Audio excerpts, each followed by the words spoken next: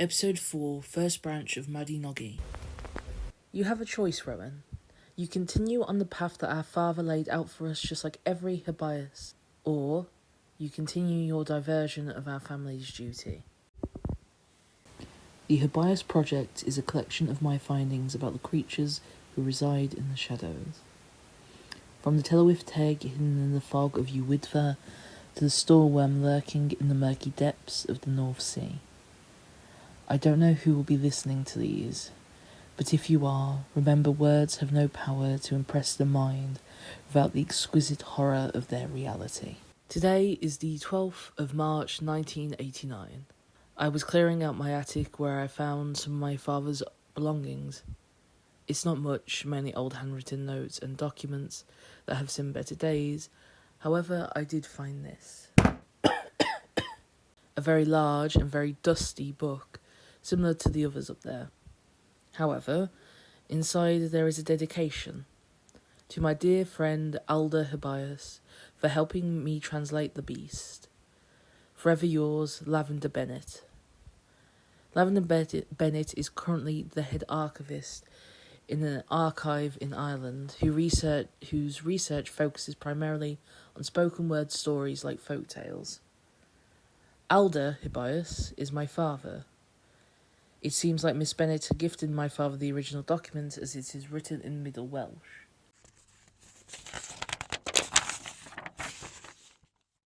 The first of 4 stories is Pwyll, the Prince Dyfed. While hunting in Glencoch, it's a village called Glencoch in Ronva Coyon Tath, where he discovers a pack of hounds eating a stag, and this is rather dull. Pwyll annoys Rowan, the Lord of Anwin, and asks Pwyll to switch places with him for a year and a day in order to kill his rival Hafgan. When he succeeds, he's somewhat gifted the kingdom of Dyfed because he didn't have sex with Lord Arwen's wife. The story is the same as every other iteration of Pwyll. He meets a beautiful woman called Rhiannon. They eventually get married, and Rhiannon has successfully given me an heir. It is a mighty shame that she ate him. I would have thought it a lie if I had not watched what she had become. The creature that lurked in the shadow of my chambers was not the beautiful woman I had once married. The tearing of flesh from bone was what woke me, the sickening chewing of my son's meat, and soon the greedy monster would scrape its teeth against the boy's fragile bones till it glistened in horrific beauty against the moon. I have heard and seen creatures that my mind can't comprehend, but this thing was so much more. Discarding the scraps of her meal, she crawls into the bed, and soon I feel her weight on top of my chest. I could hardly breathe, yet she weighed nothing more than a feather that had drifted through the window. She looked as beautiful as the day we married, except for our son's blood that smeared across her once pink lips. I hold her face, letting my thumb rest against those lips, and as I felt the vial rise from my stomach, all I could think was, I have never seen a woman so breathtaking.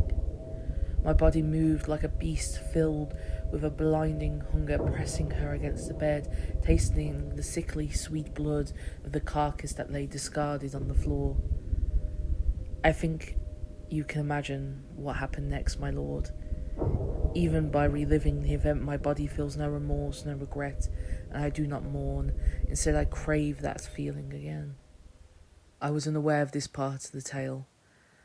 I was always made to believe that the heir was taken by the Queen's ladies in waiting and would then be adopted by Tyrannon, the Lord of Gwent Ifcod, until the boy eventually went back to Dyfed and eventually took the throne. I wonder how my father and Miss Bennett managed to discover this note, and how they managed to preserve it. The tale in the published edition is told in what I thought was the true iteration of the story. I guess I was wrong.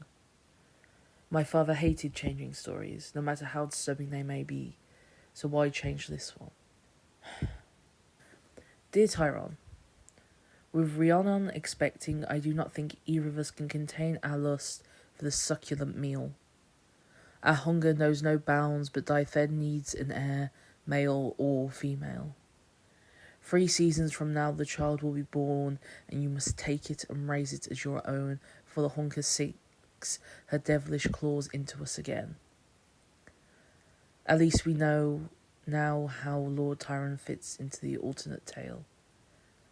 What I guess happened is whatever Queen Renonan was had a way of controlling others, or maybe she was infected by something. Cannibalism is not a rare topic to appear in folk tales, but it's definitely uncommon. The Wendigo is the creature to come to mind, however, that creature is connected to Native American culture, and one I am unfamiliar with. I'll see if I can get into contact with Rosemary's friend. He's a Native American archaeologist currently working in Scotland. Other than that, there's not much to note. I'll also attempt to contact Miss Bennett about the tale, and more importantly, to see why the original was changed to begin with. Before I finish, there is one thing that bugs me. My father, Alder, had a deep hatred towards Lavender Bennett's work, but more importantly, if this is the original tale, Pwyll, the Prince of Dyfed, is truly connected to what this letter means. What will this mean for the other 3 tales?